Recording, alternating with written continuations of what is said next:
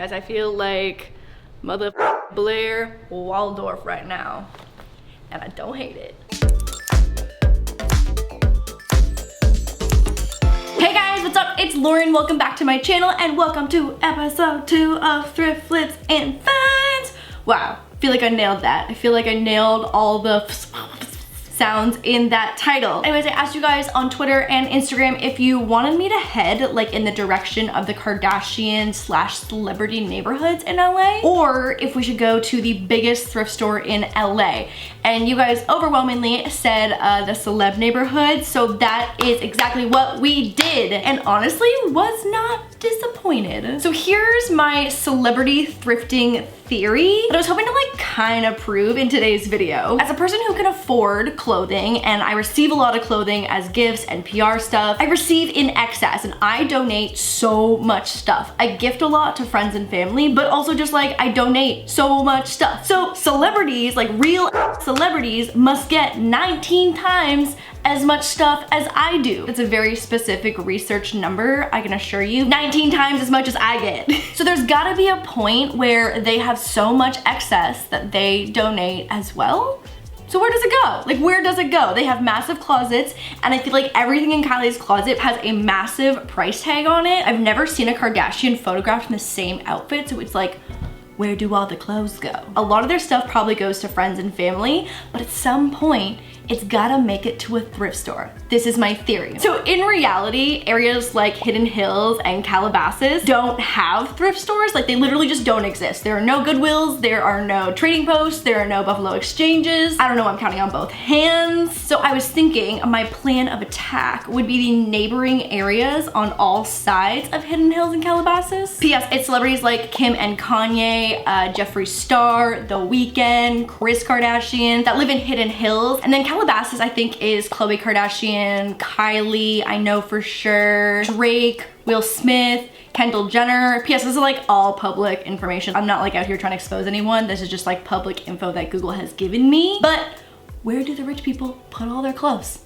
Today we're gonna find out. We are going to hunt for celebrity clothing. It's not celebrity clothing, just like I feel like celebrities wear a lot of designer-ish, and then at some point those clothes have to come full circle and end up in a thrift store to put in my closet. Okay, so our first stop was Goodwill, and this was a few miles outside of Calabasas and Hidden Hills area. I went to 2 different Goodwills that were not actual store Goodwills. The first Goodwill that I went to, which isn't even in like Calabasas in the Hidden Hills area that I was hoping for because they literally just don't have one. The next closest one ended up being a donation center, so I found another one that's a little bit farther away, but literally I just keep getting farther and farther away from like my goal neighborhood of Kardashian-esque real estate. But hopefully this is a location that has an actual like store on the inside, because apparently people on Yelp be lying. And so anyway, now we're here and I'm about to head inside.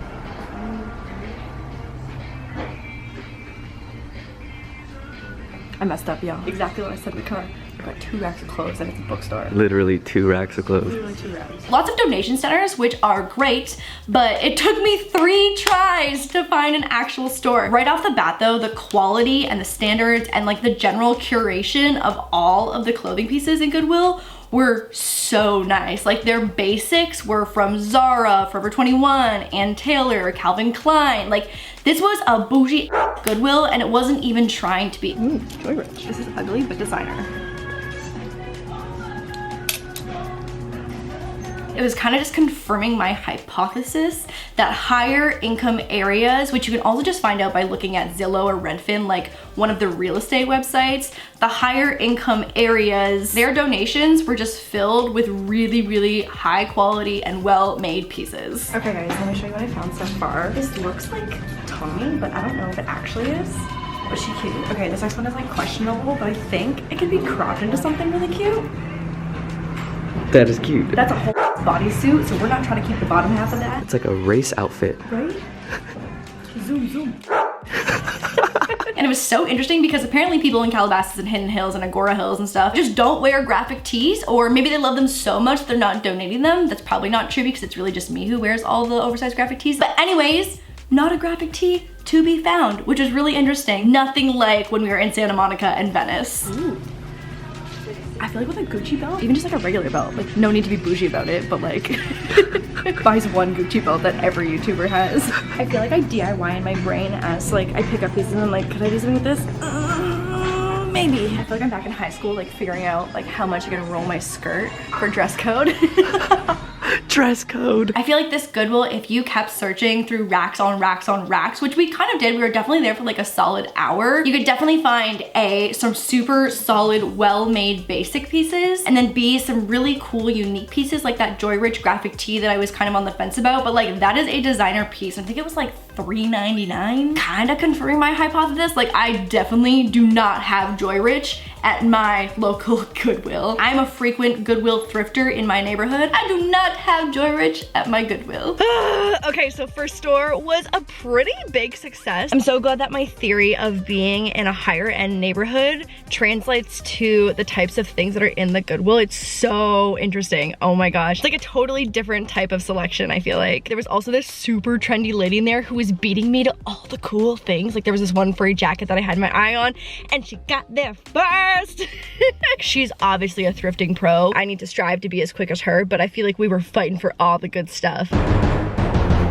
Okay, so to be completely honest, I don't know what this originally was. You know what? This looks like something that could be on Fashion Nova that some like Insta baddie could make look really good if they had, you know, like a big booty. That ain't me. So I'm thinking what I'm gonna do is crop just at the bottom of the zipper because I don't want to mess the zipper up, and then tuck it into some high-waisted black jeans. I think it could be super cool. I love the checkered like racer stripes and the neon zipper. Don't need this half, I think. So we gonna get rid of that.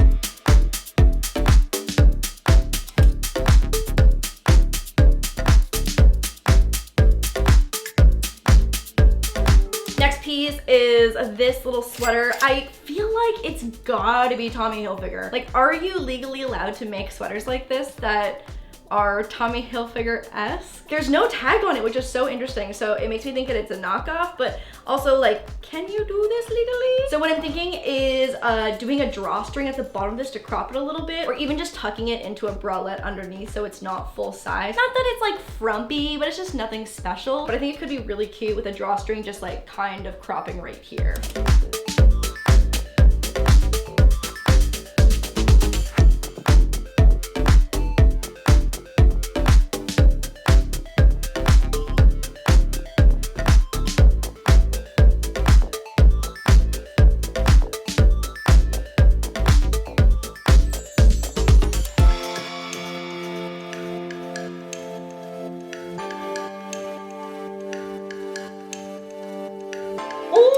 Oh my gosh, this is my favorite piece that we found at Goodwill. I'm so excited. Okay, so I'm thinking like black biker shorts, a black belt with a gold detailed buckle. I think it's gonna be super cute. This color is everything. I'm also not usually a fan of anything that has shoulder pads, but like, they not thick, they like thick with 1C, where I feel like a lot of blazers have shoulder pads that are thick with like 4Cs, and I don't know if that's it. Okay, this skirt might have been my best deal find. This is a J. Crew skirt and it's a size 2, which I'm a little nervous about because J. Crew runs a little bit bigger than normal sizes. This is definitely not my skirt length of choice. Makes me feel a little frumpy, I'm not gonna lie, but I did pick up a thread that's almost the exact same color of this to hem it at a more, not like reasonable, but a more just like fitting length for me as a person. There's nothing against this length, it's just not me. It's not me, you know? J. Crew, why you gotta be such good quality? Oh my god, I hope the sewing machine can go through this. My hand is exhausted. Honestly, I'm about 4 seconds from quitting this DIY. I didn't change the bottom thread for all the people that know how to actually sew. I just need you to not come for me right now because I'm on a daylight clock right now, so I only changed the thread on one side, so that's why I'm sewing upside down. Okay, let's just look away. Look away for a moment.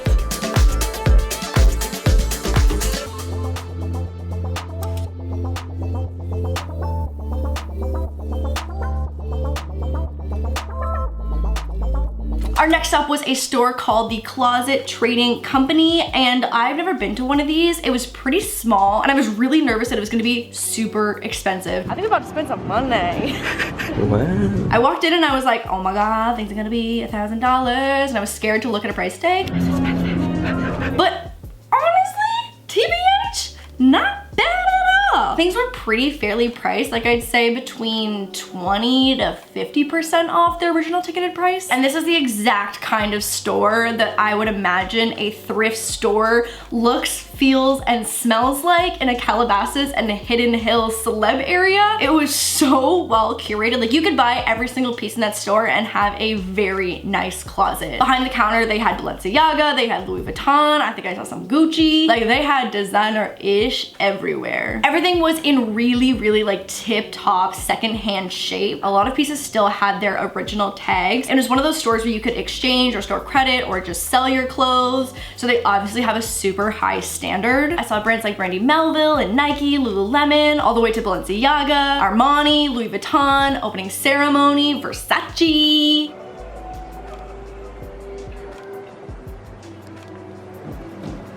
Okay, we can go home now. This store almost felt like cheap thrifting because everything was so like that much perfectly curated that I was like, is this even thrifting? This feels like regular shopping, kind of.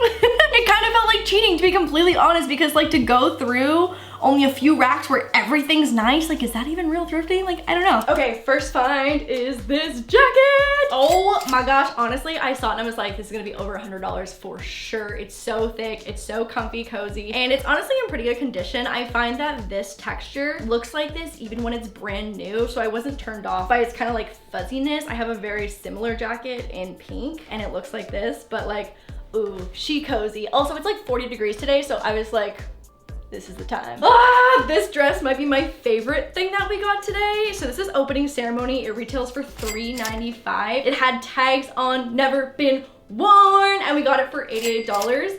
It looks tiny. I'm a little concerned. Like, she ate lunch. She had a grande vanilla latte. She ate breakfast today. It was Super Bowl yesterday. She had Shake Shack for dinner. So, we're hoping that she's stretchy. But I love how simple this is with just like opening ceremony around the collar. I think it's super cute. It's an extra small, but again, we're hoping for a stretch.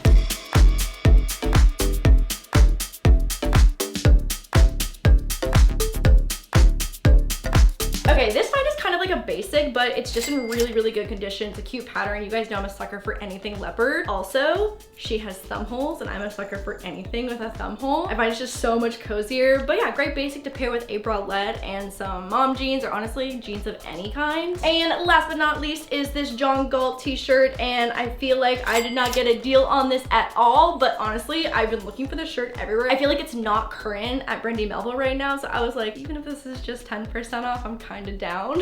So it's very basic, and again, not sure I love the boxy cut, but these are just so comfy, and they're just like such a solid shirt that I was like, we only got 8 pieces today, she could splurge. So I hope you guys enjoyed episode 2 of Thrift Flips and Finds. Let me know in the comments what your favorite piece was and where you want me to thrift next. So we got like a few options. There's like the super hipster areas of LA, like Silver Lake. There's the hypebeast area that's like Melrose, Fairfax, where it's like super hypebeast, like I do not fit into that area whatsoever. And then we also still have the biggest thrift store in LA that I definitely want to do. So maybe we'll do that next week, but let me know in the comments. Make sure to follow me on all my social medias. This will also be linked in the down bar below. Also make sure to subscribe and hit the notification bell. And I will see you guys on Sunday for another Sunday out. Wow! Bye guys, love you! I'm the DIY queen, that's the royal elite. My pretty little kingdom out here running.